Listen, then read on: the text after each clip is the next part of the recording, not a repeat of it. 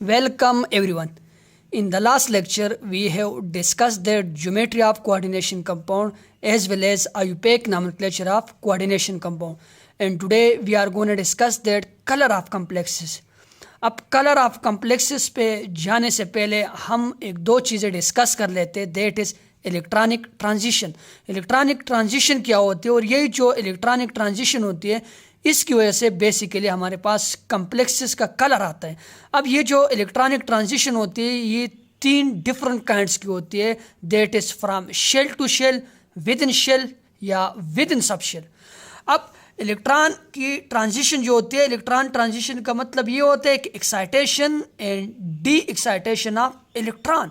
अब इलेक्ट्रॉन की एक्साइटेशन और de excitation from shell to shell हो सकती है, यानी एक शेल से दूसरे शेल के अंदर इलेक्ट्रॉन जा सकते हैं। जिस तरह के शेल से एल के अंदर चला गया, एल से जब दोबारा इस के अंदर आएगा तो इस दौरान ये क्या करते हैं, कलर इमिट करते हैं, जिसको हम बोलते हैं, जिस तरह आप लोग की फर्स्ट ईयर की बुक के अंदर शेल टू शेल ट्रांजिशन है, दैट इज़ हाइड्रोजन का स्पेक्ट्रम।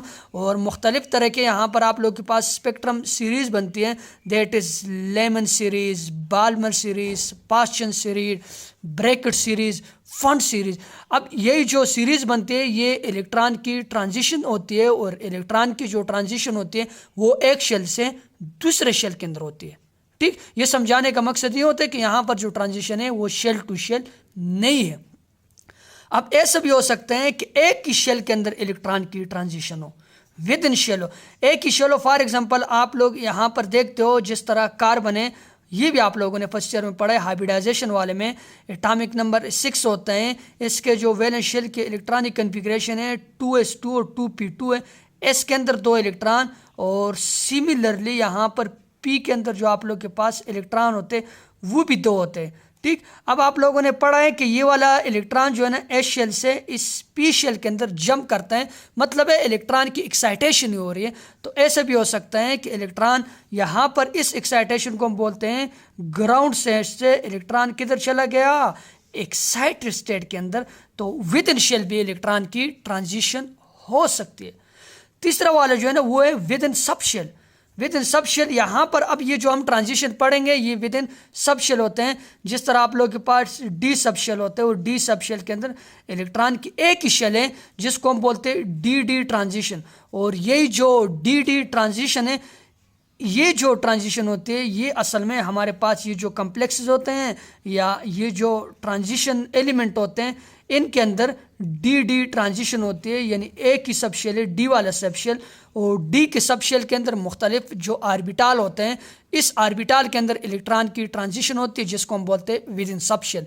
तो इलेक्ट्रॉन की ट्रांजिशन शेल भी हो सकती है, शेल टू शेल भी हो सकती है, विद इन शेल भी होती है, और विद इन सब शेल भी होती है, जिसको मैं यहाँ पर आप लोग को डिस्कस करने वाला हूँ।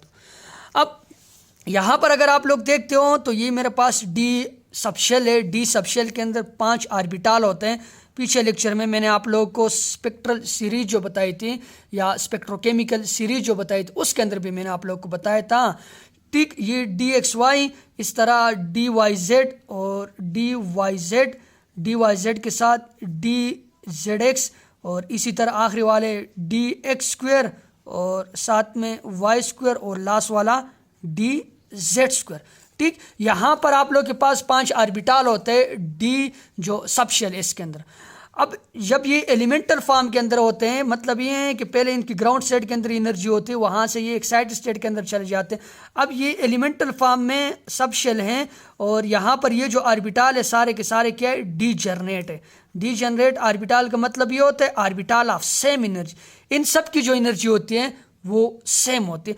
अब इसके अंदर फॉर एग्जांपल आप लोगों के पास 6 इलेक्ट्रॉन है, 1 2 3 4 5, और ये 6 किसी जगह पर भी लिख सकते हो क्योंकि आर्बिटाल की एनर्जी सेम है, मतलब ये है कि 5 डी जनरेट आर्बिटाल है।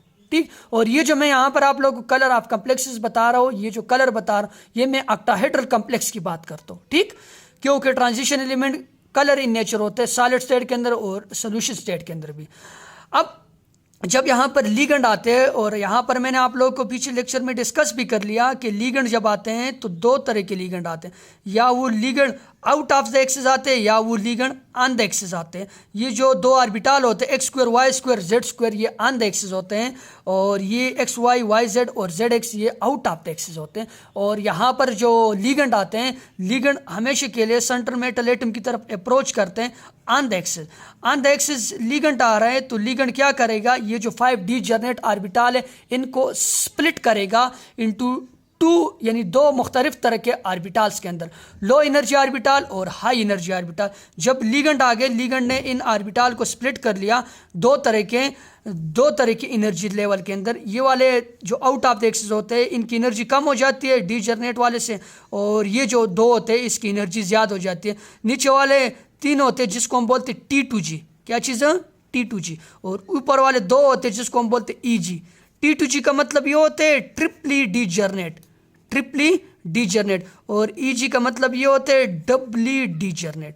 दो तरह के, दो डिफरेंट काइंड के ऑर्बिटल के अंदर इनकी स्प्लिटिंग होगी, low energy and high energy ligand की वजह से, जिसको हम बोलते हैं DD स्प्लिटिंग। और DD स्प्लिटिंग कौन काज करते हैं, DD स्प्लिटिंग काज करता है लिगेंड। दोनों के दरमियान एनर्जी का डिफरेंस होता है जिसको हम डेल E से रिप्रेजेंट करते हैं या डेल नॉट से रिप्रेजेंट करते हैं, जहाँ पर ये नॉट आएगा इसका मतलब ये होता है ऑक्टाहेड्रल कॉम्प्लेक्स की बात होती है। अब इलेक्ट्रॉन आ जाएंगे लो एनर्जी और हाई एनर्जी के अंदर। यहाँ पर 3 इसके अंदर आ गए और 2 जो है ऊपर चले गए, या एनर्जी का डिफरेंस ये मैंने पहले आप लोगों को बताया है कि स्ट्रांग फील्ड लिगेंड होगा या वीक फील्ड लिगेंड होगा, वो मैंने डिटेल से आप लोगों को बताया हुआ है कि कब यहाँ पर सारे इलेक्ट्रॉन आएंगे कब ऊपर जाएंगे। अब मैं यहाँ पर ये डिस्कशन नहीं कर रहा हूँ क्योंकि ये पीछे मैंने डिटेल से बता दिया। ये डिपेंड करेगा लिगेंड के या ये जो स्प्लिटिंग एनर्जी होते हैं इसके ऊपर कि एनर्जी हाई है या लो है। ठीक, अब मैंने 2 इधर लिख लिया वैसे समझाने के लिए। अब जब आप लोग इसके ऊपर लाइट फॉल करते हो जो विजिबल रेंज के अंदर आते हैं, क्योंकि कलर हमेशा के लिए विजिबल रेंज वाला होगा। जब आप लोगों ने इसके ऊपर लाइट फार कर लिया तो ये जो इलेक्ट्रॉन है इसने एनर्जी गेन कर लिया। एनर्जी जब गेन करते हैं, एनर्जी गेन करने के बाद ये एक्साइट स्टेट के अंदर आते हैं। अब एक्साइट स्टेट के अंदर ये इतने टाइम के लिए नहीं रहता, ये दोबारा ग्राउंड स्टेट के अंदर आते हैं। ग्राउंड स्टेट और एक्साइट स्टेट का मतलब यहाँ पर ये वाला नहीं है, यहाँ पर शेल के अंदर ऊपर चला गया, एक्साइट हो गया और दोबारा इसी सेम जो सब शेल है इसके अंदर इसकी डी एक्साइटेशन होगी, एनर्जी इसने गेन करके एक्साइट स्टेट में चला गया। ठीक, एक ही डी ऑर्बिटल है। अब दोबारा यहाँ पर ये दोबारा भी ये डी ऑर्बिटल लो एनर्जी वाले के अंदर आएगा, T2G के अंदर आएगा। जब ये दोबारा आएगा तो ये कलर इमिट करेगा, और ये जो कलर इमिट करेगा वो विजिबल रेंज के अंदर आएगा। विजिबल रेंज के अंदर जब आएगा तो हर एक जो मेटल होगा ट्रांजिशन वो आप लोग को मुख्तलिफ तरह की कलर देगा। अब 2 बातें आप लोगों ने समझनी है जिसको हम बोलते हैं कंप्लीमेंट्री कलर। क्या चीज़ है कंप्लीमेंट्री कलर का मतलब क्या है? कंप्लीमेंट्री कलर में आप लोगों को समझा रहा हूँ। ठीक, मतलब ये फॉर एग्जांपल मैं कह रहा हूँ यहाँ से इसने अगर लाइट एब्जॉर्ब किए रेड, इसने रेड लाइट एब्जॉर्ब कर लिए। जो हमारे पास जो विजिबल रेंज होता है, विजिबल रेंज का आप लोगों को पता है कि उसके अंदर 7 कलर होते हैं, दैट इज वेब गायर। ये भी आप लोगों को पता है, वेब गायर या VIBGYOR. Violet, indigo, blue, green, yellow, orange. इसने अगर यहाँ से for example violet colour absorb कर लिया तो यहाँ एक्साइट स्टेट के अंदर चला गया, दोबारा जब इमिट करेगा तो फॉर एग्जांपल ये रेड कलर इमिट करेगा। तो जो कलर वो एब्जॉर्ब करेगा इसके मुकाबले में जिस कलर को वो इमिट करेगा उसको हम कंप्लीमेंट्री कलर कहते हैं। हम बोलेंगे कि red is the complementary colour of violet या violet is the complementary colour of red. यानी जो कलर एब्जॉर्ब करेगा उसके अपोजिट जो कलर इमिट करेगा वो उसका कंप्लीमेंट्री कलर होगा। रेड एब्जॉर्ब करेगा तो आप लोगों के पास क्या इमिट करेगा? रेड फॉर एग्जांपल इमिट करेगा। अब इन कंप्लीमेंट्री कलर को हम याद कैसे करेंगे? यहाँ पर मैंने आप लोग को ये एक पिरामिड सा बनाया या ये जो 7 डिफरेंट शेप से बनाए हुए इसके अपोजिट ये कलर एब्जॉर्ब करते हैं। मैं आप लोग को समझाता हूँ। फॉर एग्जांपल आप लोगों ने यहाँ पर लिखने वायलेट, इंडिगो को नहीं लिखने, वायलेट इंडिगो को नहीं लिखने, ब्लू के बाद क्या है? ग्रीन के बाद क्या है? येलो के बाद क्या है? ऑरेंज के बाद क्या है? रेड है। यानी violet, blue, green, yellow, orange, red. अब ये दोनों एक दूसरे के कंप्लीमेंट्री कलर है। कंप्लीमेंट्री कलर यहाँ से, यानी फॉर एग्जांपल अगर वो वायलेट एब्जॉर्ब करेगा तो यहाँ वो किसको इमिट करेगा? येलो को इमिट करेगा। ठीक, अगर वो ब्लू को एब्जॉर्ब करेगा, ब्लू के मुकाबले में वो किसको इमिट करेगा? ऑरेंज को इमिट करेगा। अगर ग्रीन को करेगा तो किसको इमिट करेगा? रेड को इमिट करेगा। और अगर इसी के मुकाबले में रेड को करेगा तो ग्रीन को, ऑरेंज को करेगा तो ब्लू को, येलो को करेगा तो वायलेट को। तो these all are the complementary colour of one another, यानी जिस कलर को ऑब्जर्व करेगा उसके मुकाबले में दूसरे कलर को इमिट करेगा। अब एक दो बातें आप लोगों ने समझनी है कि यहाँ पर मैंने कुछ एक्सेप्शन लिखा हुआ है, एक्सेप्शन वाली चीज़ों को मैं यहाँ पे समझाता हूँ। अगर आप लोगों के पास इस डी ऑर्बिटल के अंदर डी सबशेल के अंदर कोई भी इलेक्ट्रॉन नहीं है, मतलब ये है कि डी जीरो स्टेट है, डी जीरो है, तो कोई कलर आपको नहीं देगा। मैं यहाँ से आप लोगों को समझाता हूँ, ऊपर वाली बात है। अगर डी जीरो है तो नो कलर, यानी कलरलेस होगा। डी के अंदर कोई इलेक्ट्रॉन ही नहीं है। जब डी के अंदर इलेक्ट्रॉन नहीं होगा तो वो तो हम सबको पता होगा कि फिर इलेक्ट्रॉन की एक्साइटेशन और डी एक्साइटेशन कैसी होगी। डी के अंदर कोई इलेक्ट्रॉन नहीं है। दूसरी बात यह है कि डी 10 स्टेट है, यानी ये जो 5 ऑर्बिटल है इसके अंदर 10 इलेक्ट्रॉन है, और हमें पता है कि एक ऑर्बिटल के अंदर 2 इलेक्ट्रॉन आएंगे, इधर भी 2, इधर भी 2, इधर भी 2, इधर भी 2 और इधर भी 2। अब इलेक्ट्रॉन यहाँ से यहाँ पर एक्साइट कैसे करेगा? एक्साइटेशन के लिए इस ऑर्बिटल को एम्प्टी या हाफ फिल्ड होना चाहिए, तब जाकर एक्साइटेशन करेगा। मतलब ये अगर डी 10 स्टेट है, यानी डी के अंदर 10 इलेक्ट्रॉन है, तो फिर भी ये क्या होगा? फिर भी ये कलरलेस होगा। यानी दो बातें मैंने बता दी। एक मैंने ये बोला आप लोग को, अगर डी जीरो स्टेट होगा तो फिर भी कोई कलर नहीं होगा, और दूसरा मैंने आप लोग को क्या बोला? दूसरा मैंने ये बोला अगर डी के अंदर कितने इलेक्ट्रॉन है? डी के अंदर 10 इलेक्ट्रॉन है, तो फिर भी कोई कलर हमें नहीं देगा। ये दो कंडीशन है। लेकिन अगर मैं यहाँ पर फिर आप लोग को एक्सेप्शन बता दूँ, मैंने यहाँ पर 3 मेटल लिखे हुए ट्रांजिशन के, जिसके डी के अंदर या 10 इलेक्ट्रॉन है या 0 इलेक्ट्रॉन है, लेकिन फिर भी आप लोग को वो क्या देता है? फिर भी वो आप लोग को कलर देते हैं। यहाँ पर अगर आप लोग मिंगनीज को देखो, मिंगनीज यानी पर मिंगनेट है, मिंगनेट आयन है। अगर आप लोग यहाँ पर इसको देखोगे तो ऑक्सीजन के ऊपर -2 4, यहाँ पर इसके ऊपर -8, -8 से 1 निकालो तो -7। मिंगनीज के ऊपर जो यहाँ पर चार्ज है वो है +7। मैंगनीज के ऊपर चार्ज क्या है? +7। और मैंगनीज के ऊपर जब +7 चार्ज होगा तो इसकी इलेक्ट्रॉनिक कन्फिग्रेशन फिर कुछ यूँ होगी।